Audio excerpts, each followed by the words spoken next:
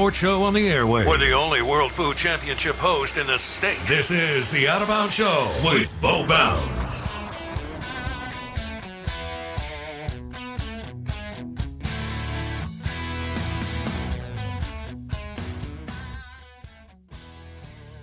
Woo! All right, the SEC Insider Hit this morning is brought to you by the Charbroiled Oysters at Drago's Seafood Restaurant and Oyster Bar on the property of the Hilton Jackson on County Line Road, right across the street from Edwin Watts Golf Shop. It's a good U.S. Open, too, over the weekend, by the way.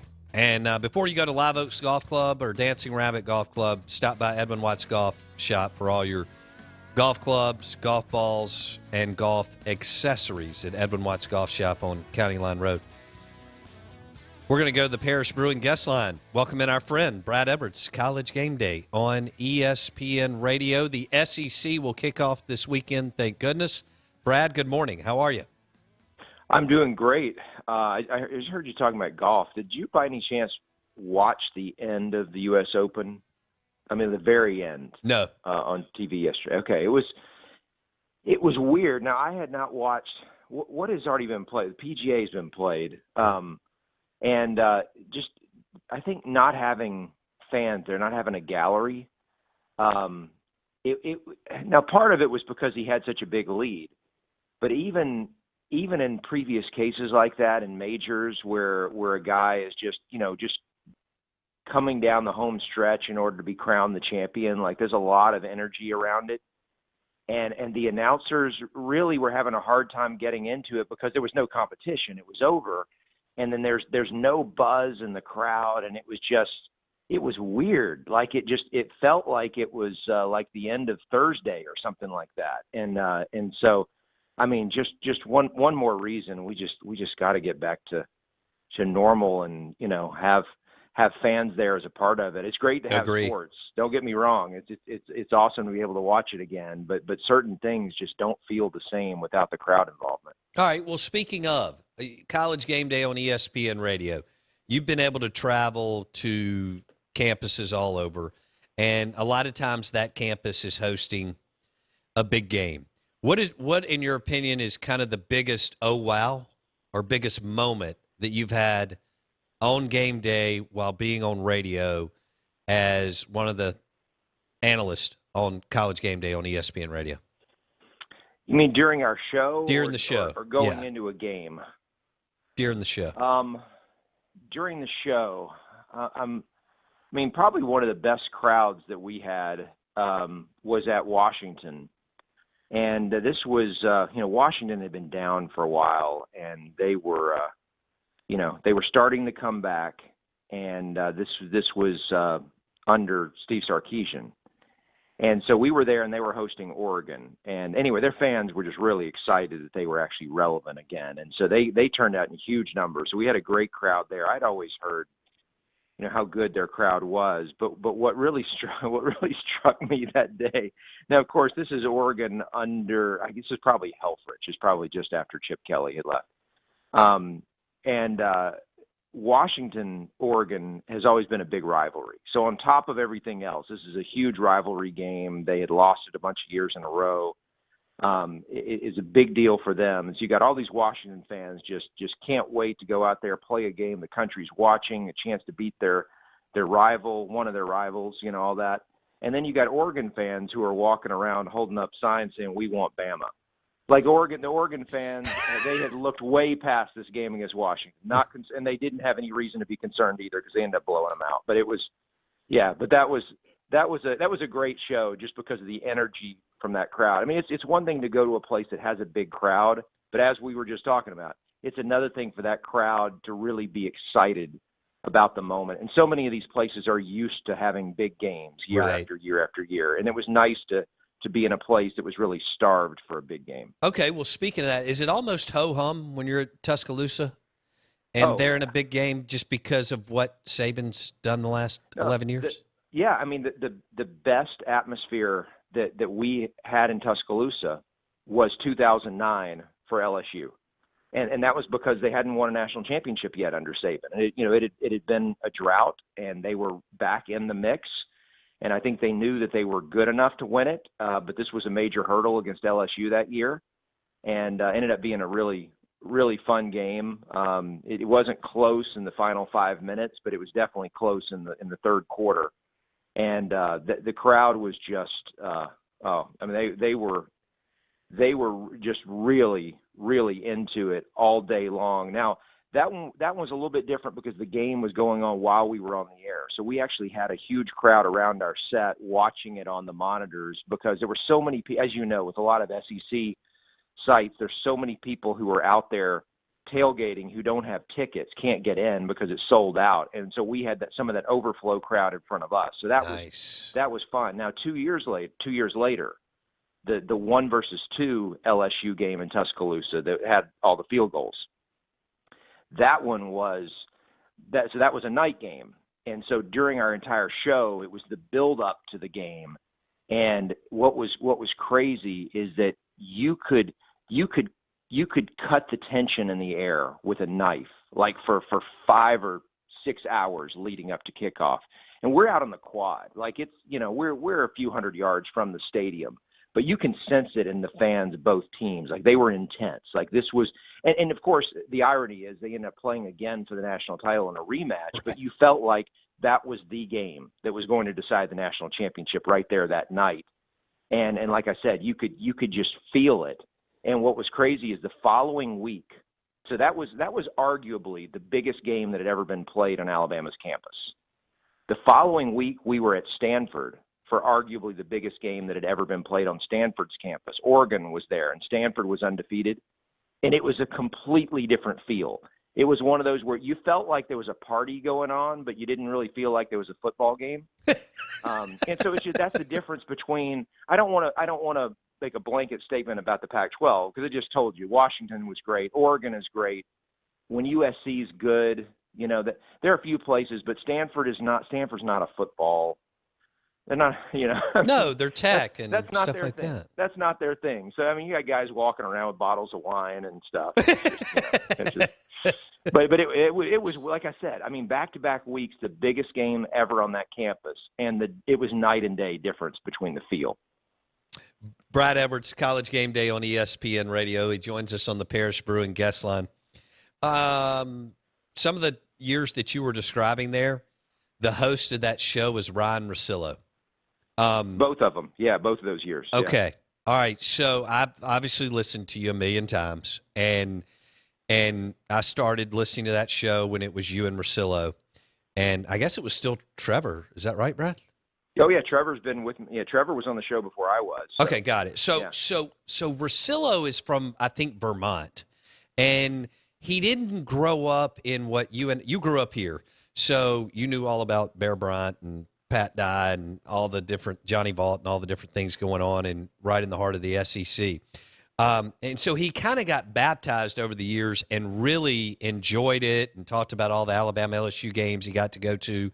What was it like to see him, and maybe even Trevor, because even though he played at BYU, it's nothing like what y'all experienced and still do.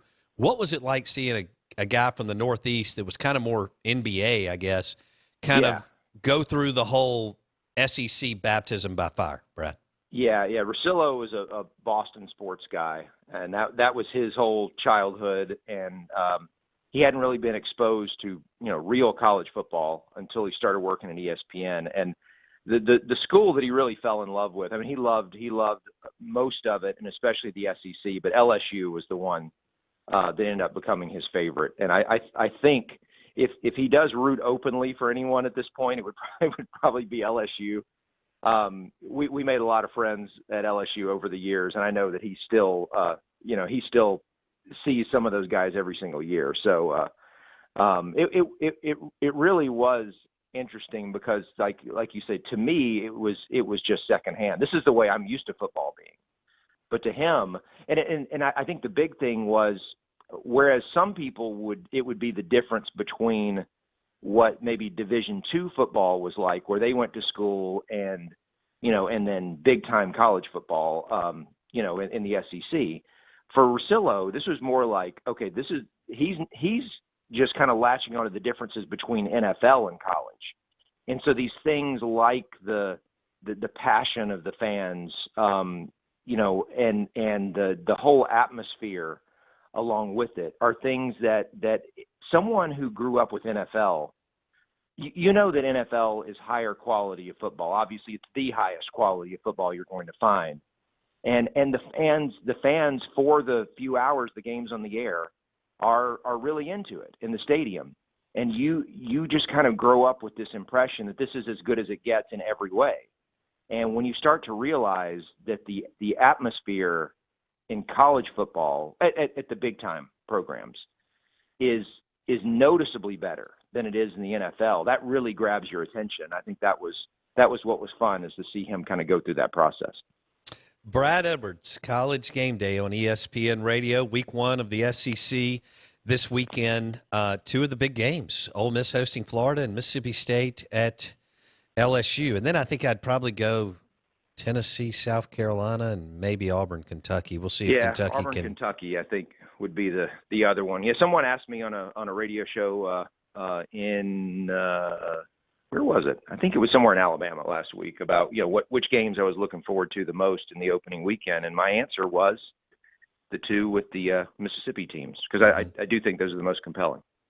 Before we get into that, isn't it weird, Brad, or odd that 2 of the best coaches walking this earth are not coaching college football this year, and you could argue they're right in their prime in their 50s in Urban Meyer and Chris Peterson?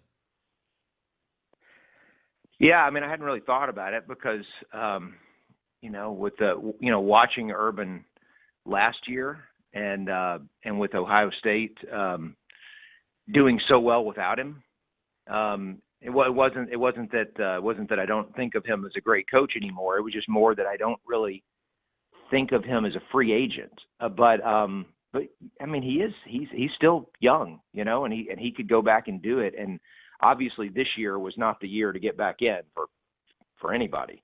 But it will be interesting to see, what happens if there is another big time opportunity. Now, the prevailing opinion is that it's unlikely that coaches are going to lose their jobs. And I know I'm saying this to someone in the state of Mississippi after what just happened in Hattiesburg. But the prevailing opinion has been for months that no one's going to lose their job in this environment, just because everything is just so wacky. But so maybe, a job like USC won't come open for us to know whether Urban will get back in. And Chris Peterson Chris Peterson was always so good at keeping it close to the vest, and nobody really knew what he was thinking. And so I would, whether he is planning to get back into it at some point and what type of program would be the best fit for him, I have no idea. But no, I hadn't really thought of that. I'm ready to see the good coaches who are still active actually coach in big games again, because Sure.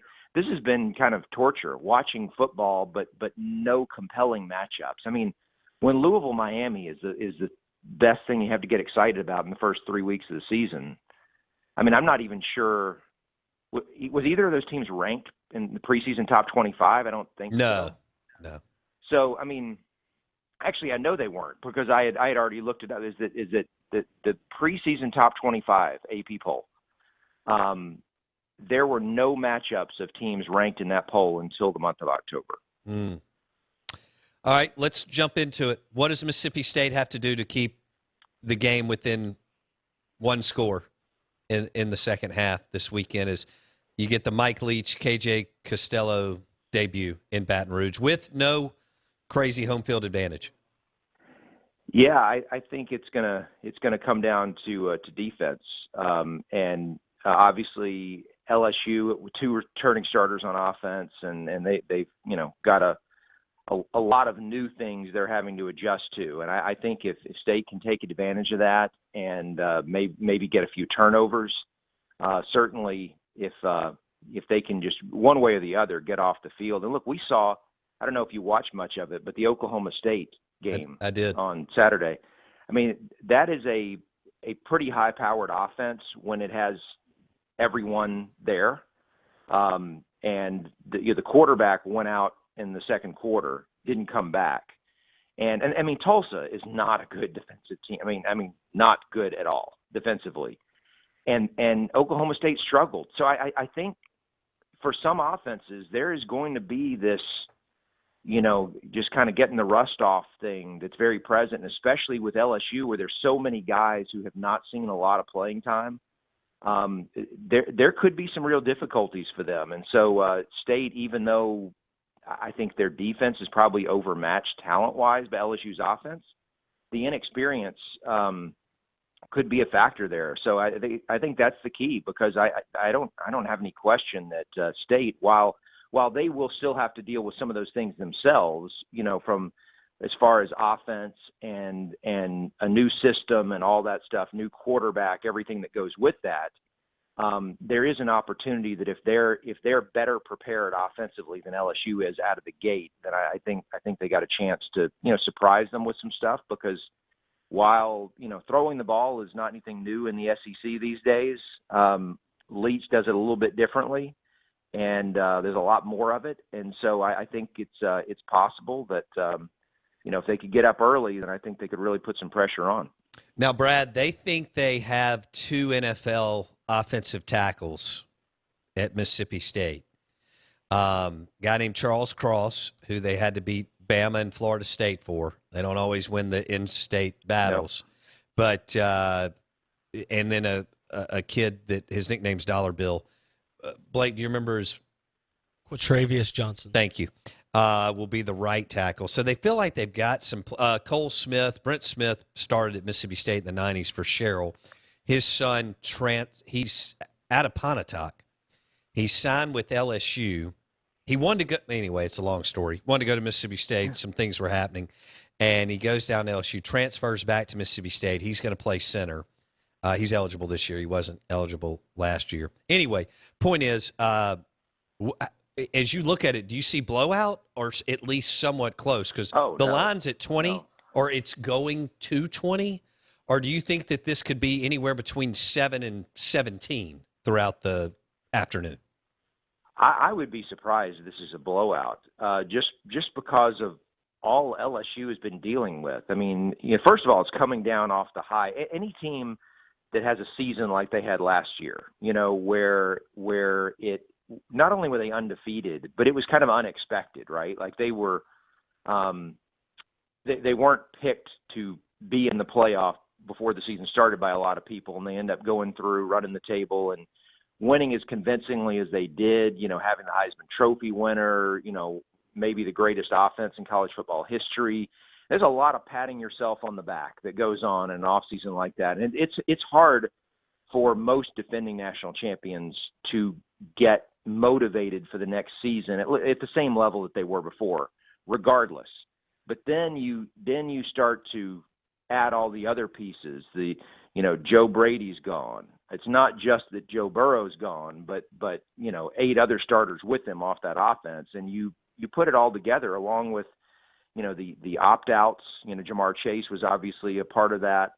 I just for all the talent that I know they have because of recruiting, I just have a hard time seeing that offense clicking right out of the gate at a point, at a level where it could be a blowout.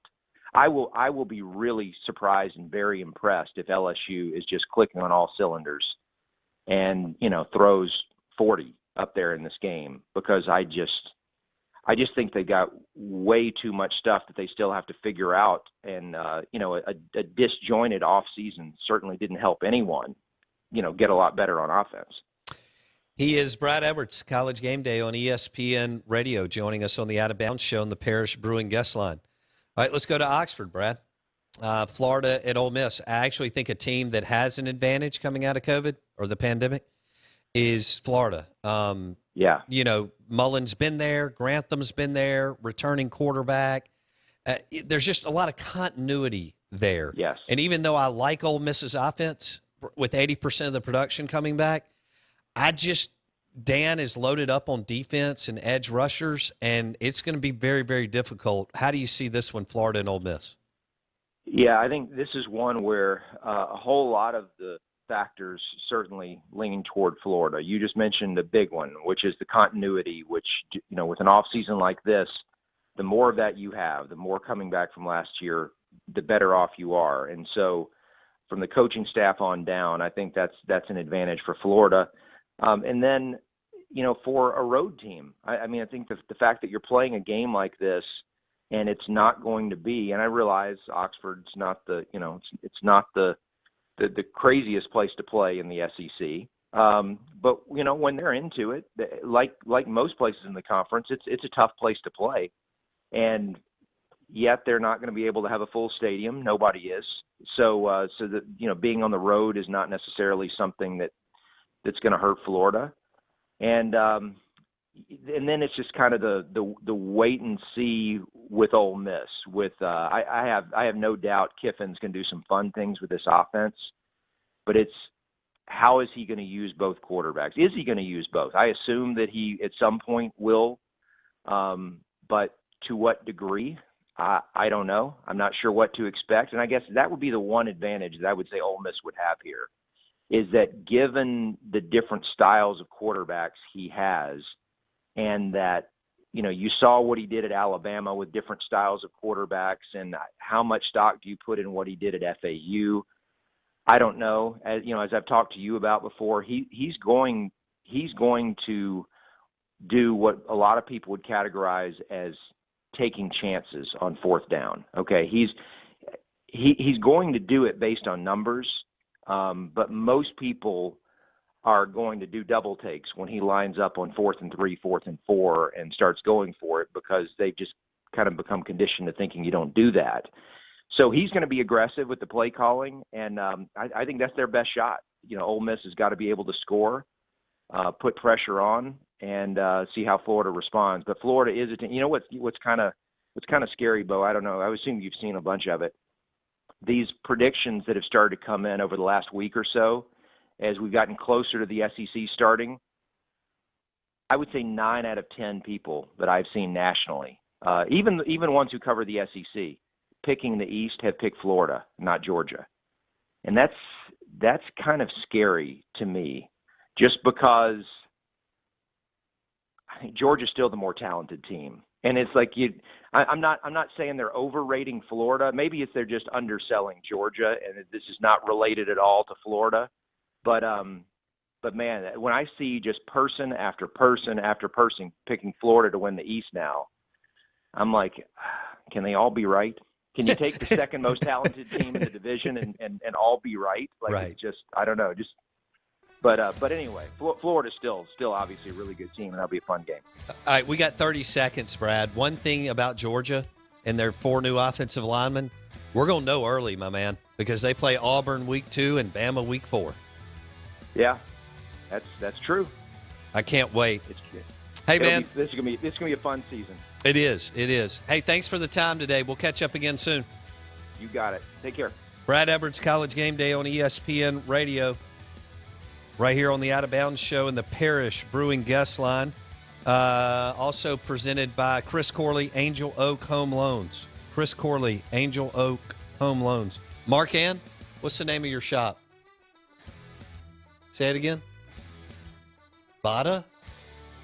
Bada, the beauty company on Highway 51, is now open. Go see Mark Ann. Thanks to Hobie, Andrew, and Mark Ann for the delicious food. We'll see you tomorrow.